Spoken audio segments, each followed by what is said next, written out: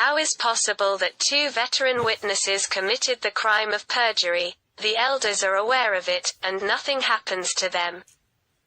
Is that because the Elders of Morden congregation of Jehovah's Witnesses need them to testify against someone, and they will turn a blind eye to one more criminal offense committed by the same people?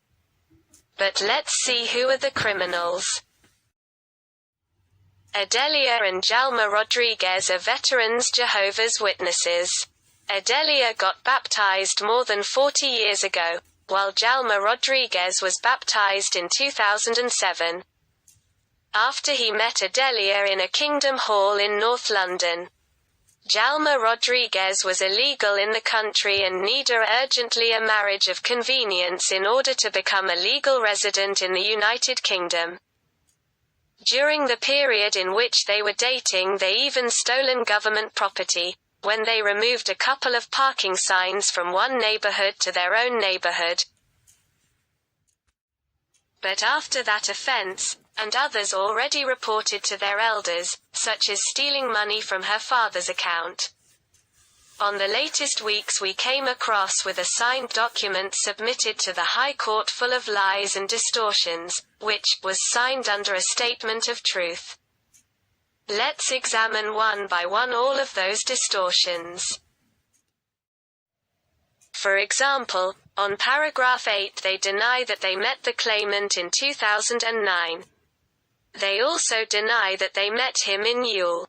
But the facts show exactly the opposite.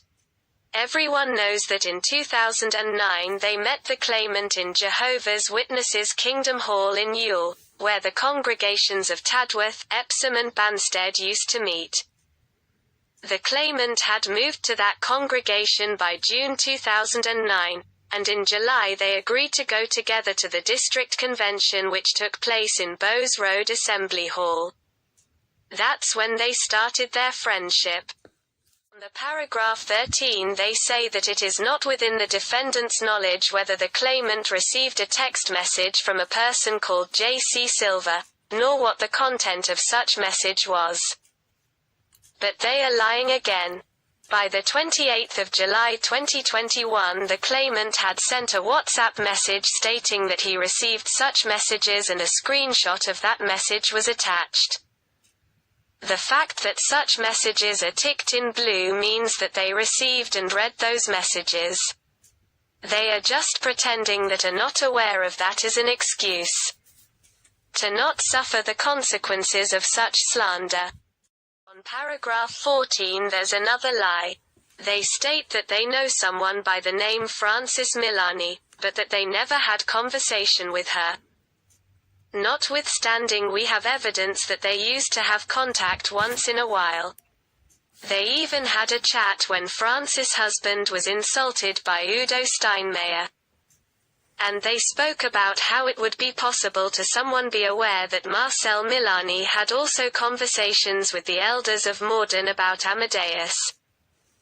Adelia had stated that one day Amadeus had sent her a message explaining everything which the Elders of Morden were talking about in a meeting, inclusive details of an invitation for a football match. Or someone who was complaining about his wife. They probably are not expecting that the claimant might have evidence of such conversations and that he will present it in court. On paragraph 17 there's one more lie. They state that they are aware that they're elders in the congregation, but they never had contact with them. They also state that they know nothing about Freemasons.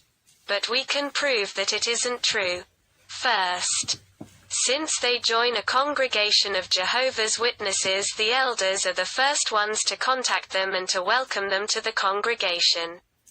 And they say that they know nothing about Freemasons. Let's observe a few messages from Adelia to other person. In here we see a message sent by Adelia to a friend on the 21st of April 2021, 1 year ago. She states that Freemasonry are in debate in the Parliament right now. In another message she states her brother was saying that Russell's father was already a Freemason. and that her brother knew that place where is located the Charles Taze Russell grave with a massive pyramid behind, which was removed last year in September to cover up any links between Jehovah's Witnesses leadership and the Freemasons. She even states that such pyramid should serve as a grave to all the presidents of the Watchtower Society, however that Rutherford has declined. In another conversation she states that her brother got away from Jehovah's because of some Freemasons inside Jehovah's Witnesses, and that some of them even use the ring. Other WhatsApp conversations shows that she believed that some members of the Watchtower Society governing body also use the Masonic ring, or do Masonic gestures during their broadcasting. Additional messages shows that she was clearly aware of Freemasons inside Jehovah's Witnesses. She also deleted some messages to avoid being accused of approaching this subject. On the same paragraph they stated that they never had contact with Tim Eagles or any other elder of Morden congregation. But the claimant has solid evidence that conversations between Adelia and the Elders of Morden took place since the 23rd of July 2021. And when the claimant threatened her of a court claim for slander, the Elders of Morden suggested to swap her for her mentally retarded husband, who immediately volunteered to replace her as a witness against Amadeus, the main target of the Elders of Morden, in an obsessed desire to expel him from the Jehovah's Witnesses organization. In this image we can see that everything was stated in a document signed under a statement of truth once we could already prove that everything they said was not true. We are awaiting to see what the elders of their congregation are gonna do. Lying to the court is a criminal offense. As for a Jehovah's Witness, it is a disfellowshipping offense. Once Adelia and Jalma Rodriguez are both repeated offenders, are the elders in Streatham going to turn a blind eye to this crime again? Let's wait and see what happens.